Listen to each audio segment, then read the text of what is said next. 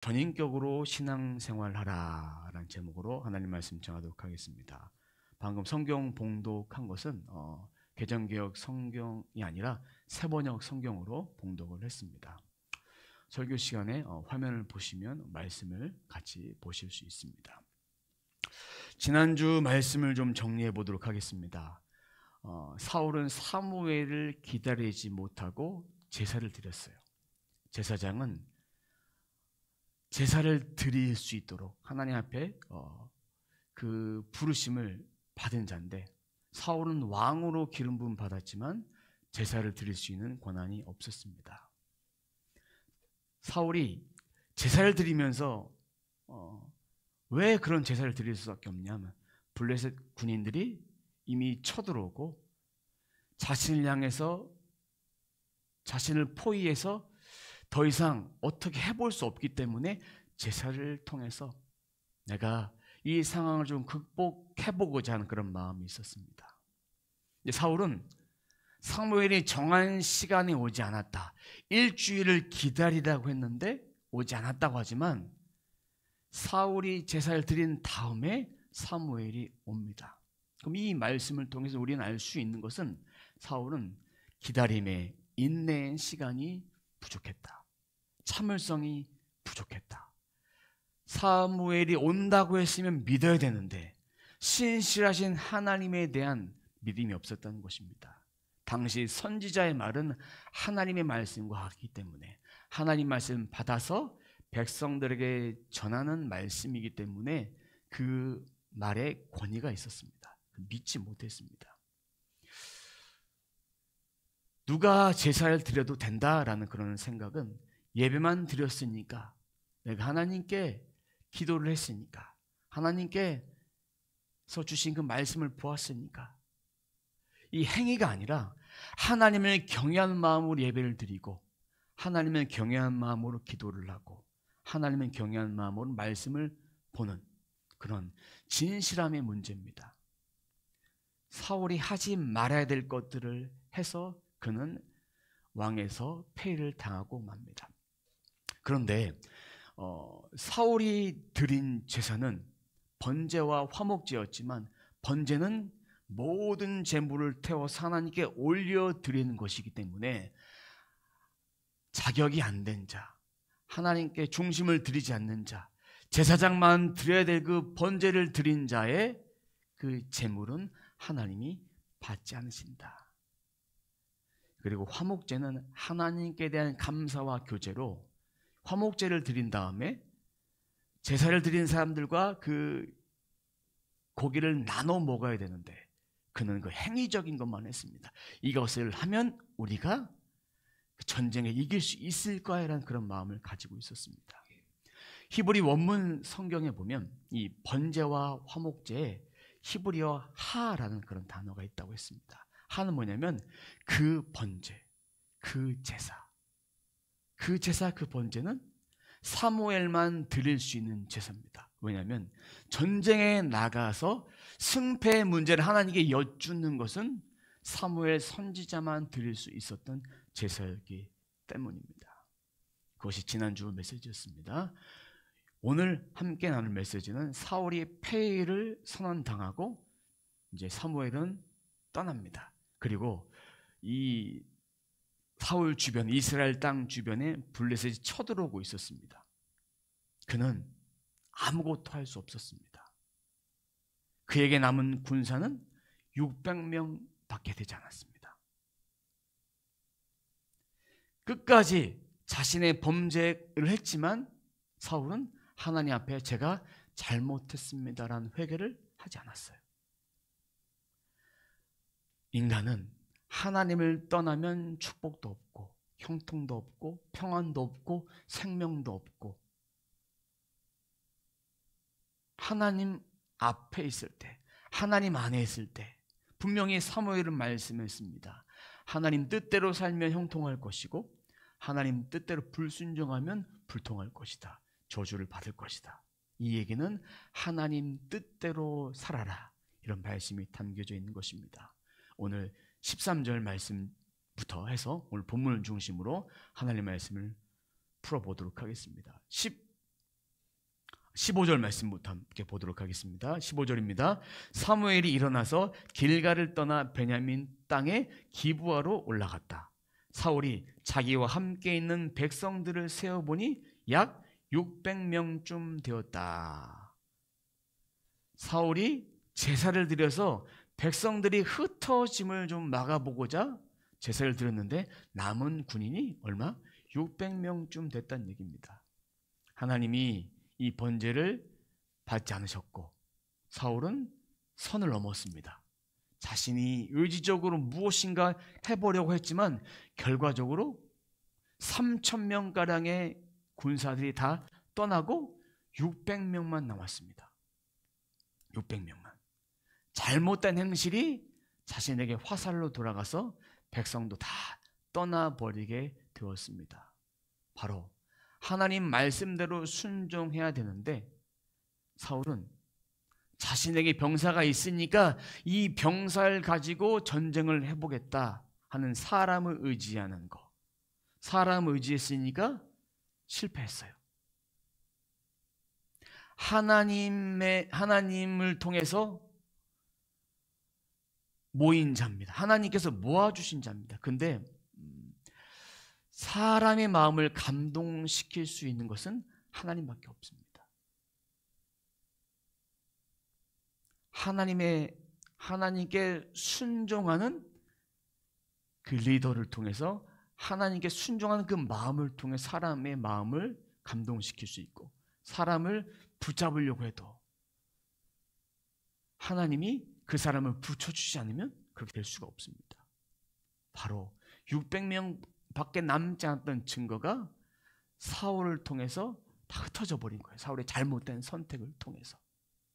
사무엘을 기다렸다면 사울이 말씀했던 것처럼 그의 나라가 영원할 것인데 당신의 나라는 이제 끝났다. 당신은 폐위당했다. 이렇게 얘기한 거예요. 16절 말씀 보겠습니다. 사울과 그의 아들 요나단은 자기들과 함께 있는 백성들을 거느리고 베냐민 땅 게바에 머물고 있었고 블레셋 군대는 믹마스에 진을 치고 있었다.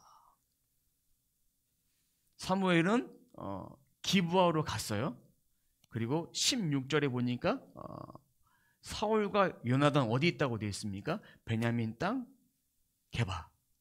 베냐민 땅 게바. 그리고 블레셋 군대는 믹마스에 진을 치고 있었습니다. 자, 그럼 기브아와 게바, 그러니까 사울과 사무엘이 있던 거리가 한 1.6km에서 2km 정도 됩니다.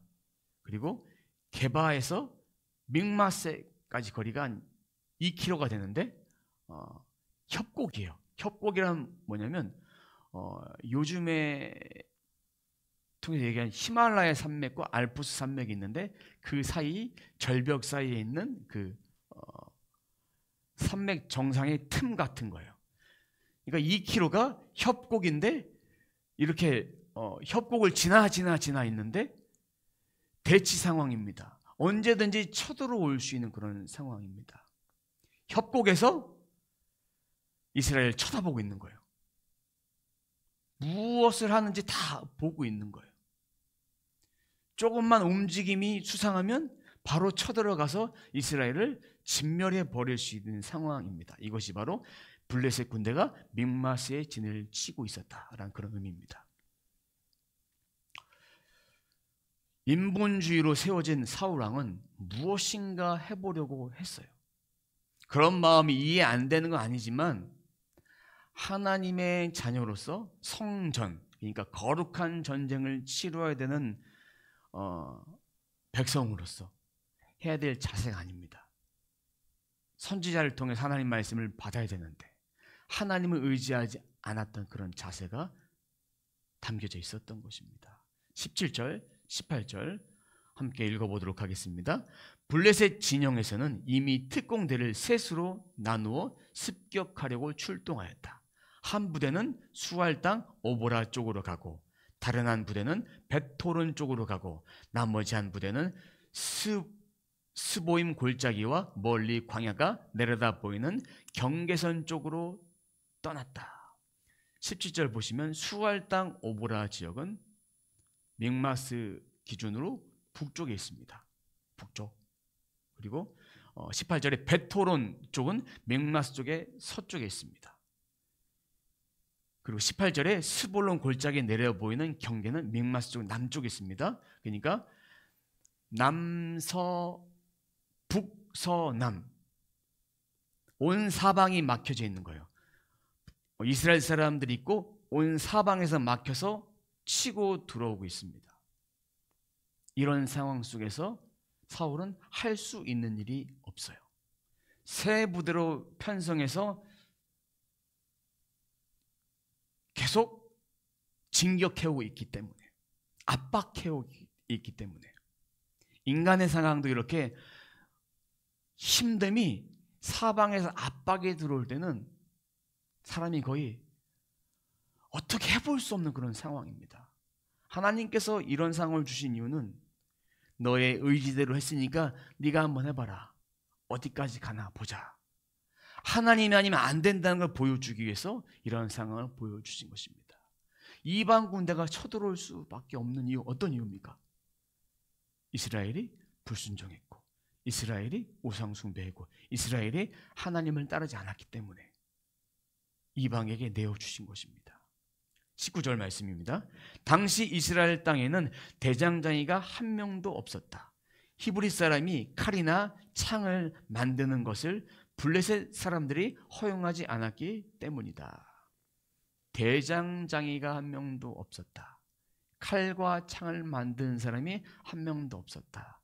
이런 얘기는 블레셋이 경제적으로, 군사적으로 이스라엘을 통제하고 있었다는 얘기입니다. 대장장이가 없다는 얘기는 다른 말로 말하면 무기가 없다는 얘기예요. 칼과 창이 없다는 얘기입니다. 만드는 것 허용하지 않았기 때문에 무기 없이 꽃갱이 들고 나무자락 들고 낫 들고 농사기구 들고 전쟁에 임해야 된다는 것입니다. 그것이 바로 이스라엘의 아무것도 없는 상황을 보여주고 있는 것입니다. 블레셋이 왜 이렇게 했을까요? 당시에 승전국은 패전국의 정략적 조치를 취하기 위해서, 그러니까 반란을 막기 위해서 무기를 다 가져왔고, 그리고 블레셋이 이스라엘 쳐들어왔을 때 이미 대장장이를 다 데리고 가버렸어요. 기술이 없는 거예요. 우리나라가 일본에 압제를 당했을 때 똑같은 거예요. 20절에 보면 별일 일이 있으면 이렇게 되어 있습니다. 별일 일이 있으면, 별이라는 히브리어로 라타슈라고 합니다. 무슨 얘기냐면 모서리를 두들겨 패버리는 거예요. 모서리를 망치로 이렇게 납작하게 패서 날카롭게 만드는 일을 해야 됩니다. 철제 도구를 잘 두들겨서 날카롭게 만드는 작업을 해야 되는데, 그 작업을 할 수 있는 자들이 이스라엘에 한 명도 없었다. 한 명도 없었다. 21절에도 별이는 비용 은 3분의 2세겔, 가는 비용 3분의 1세겔. 무슨 얘기냐? 이스라엘 백성들이 당시 은 1세겔은 4일 일당이에요. 그러니까 은 3분의 2세겔이면 이틀 정도의 일당. 그리고 은 3분의 1세겔 같은 경우에는 하루 정도의 일당을 내고 가야 되는데, 그것도 전쟁이 없을 땐 갈 수 있어요. 별이로 갈 수 있어. 근데 전쟁 상황 속에서 갈 수 없는 거예요. 아무것도 할 수 없는 불리할 수밖에 없는 상황을 보여주고 있는 거예요. 근데 22절에 보니까 무기는 누구한테만 있습니까? 요나단, 사울 손에만 있었다고 되어 있습니다. 오직 사울과 요나단 손에만 무기가 있었어요. 600명? 군인이 아니었어요. 농부에 불과합니다. 백성에 불과해요. 아무것도 가지고 있지 않으니까. 그런 상황에 23절 보니까 블레셋의 군인이 맥마스 어기로 나오고 있었어요. 그러니까 세 부대가 이스라엘 치러 왔고, 또 바로 앞에 맥마스까지 한 부대가, 총 4부대가 치러 온 것입니다. 이스라엘은 블레셋과의 전쟁에서 패배할 수밖에 없어요. 성전에서 승리하기 위해서는 하나님만 의지해야 됩니다. 지금은 하나님을 의지하지 않았어요. 사무엘도 떠나버린 거예요. 그럼 이 상황 속에서는 하나님을 의지했으면 얼마든지 승리할 수 있어요. 신실하신 하나님을 믿는 것이 중요한 것입니다. 하나님을 의지하는 것이 중요한 것입니다. 다음 장 14장에 보면 요나단이, 사울의 아들 요나단이 하나님을 믿고 나아갔을 때 승리해요. 자신의 실력이 아니에요. 자신의 군대가 서로 놀래서 적군인 줄 알고 막 서로 싸우다가 이겨버립니다. 하나님을 의지한 것과 하나님을 의지하지 않는 백성의 하나님 함께 하심이 승패에 달려있는 것입니다. 인간적 기준으로 요나단은 승리할 수 있는 기준이 없어요. 하나님이 어떻게 일하시는지, 하나님이 앞으로 어떻게 일하실 것을 보여주는 하나님의 구속사를 이루기 위해서 요나단을 통해서 승리한 거예요. 우리는 이 땅에서 하나님의 끊임없는 사랑을 경험하고 있습니다. 자격 없는 자가 끊임없는 사랑을 경험하고 있습니다. 인간적 기준으로 보면 우리는 하나님 앞에 구원받을 수 없는 자예요. 그렇다면 우리가 구원받을 수 있는 이유는 예수 그리스도를 믿기 때문이에요. 요나단 승리할 자격이 없어요. 그럼에도 하나님의 크신 일을 위해서 승리하게 하십니다. 하나님은 인본주의를 버리고 신본주의 신앙을 각경하십니다. 인본주의를 내려놓고, 내 생각 내려놓고, 내 의지 내려놓고 하나님 제일주의로 살기 원하십니다. 그것이 하나님의 기쁘신 뜻을 따라 순종하는 삶이에요. 우리는 회는 많이 합니다. 개는 하지 않습니다. 개는 입술로 기도하고 눈물 흘리고 이런 것이 회개가 아닙니다. 눈물 흘리고 전심으로 마음으로 기쁠 통회하고 기도했으면 우리의 삶을 바꿔야 되고, 우리의 생각을 바꾸고, 우리의 행동을 바꾸고, 이런 일들을 우리가 하나님 말씀 중심으로 하는 것이 온전한 회개입니다. 입술로만 하나님 찾으면, 입술로만 하나님을 찾으면 그것이 신앙생활의 끝이 아닙니다. 입술로만 기도하는 것, 그것이 신앙생활의 끝이 아닙니다. 전인격으로 우리가 하나님을 높이는 신앙생활을 해야 됩니다. 사울의 모습이 우리의 모습이었습니까? 하나님은 그 모습을 기뻐하지 않습니다. 다음 주에 볼 요나단의 모습이 우리의 모습이었습니까? 요나단의 그 믿음을 하나님은 보신 것입니다. 만군의 여호와의 이름으로 나갔습니다. 아무것도 가진 것이 없었지만 그 이름으로 나갔습니다. 하나님은 하나님의 이름이 세상에 더럽혀지는 것을 원하지 않습니다. 하나님은 하나님의 영광이 드러나고 하나님의 나라가 세워지고 하나님의 기뻐하시는 삶을 살도록 원하신 것은 내 삶을 통해서 하나님 일하심을 나타내기 위해서, 하나님 영광이 드러내기 위해서, 하나님의 간섭하심을 보여주기 위해서, 또 하나님의 나라가 이 땅을 통해서 전달되어질 수 있도록, 그리스도의 영광이 전달되어지고 복음이 온전히 흘러갈 수 있도록 그렇게 하나님은 우리를 통해서 일하신 것입니다. 이제 우리는 사울과 같은 그런 인본주의 생각을 갖고 있었다면 인본주의 생각을 내려놓고 내 마음에, 내 생각에 나를 변화시키고 나를 통해 일하기 원하시는 그 하나님 앞에 내 모든 것들을 내려놓으십시오. 하나님, 제가 잘못했습니다. 하나님 의지하지 못했습니다. 이제부터는 제가 하나님 의지하며 살겠습니다. 하나님 의지하고 살아갈 때 승리와 믿는 걸 제가 압니다. 하나님은 무엇이든지 가능한 분입니다. 제 의지로 했던, 제 생각으로 했던 모두 다 내려놓겠습니다.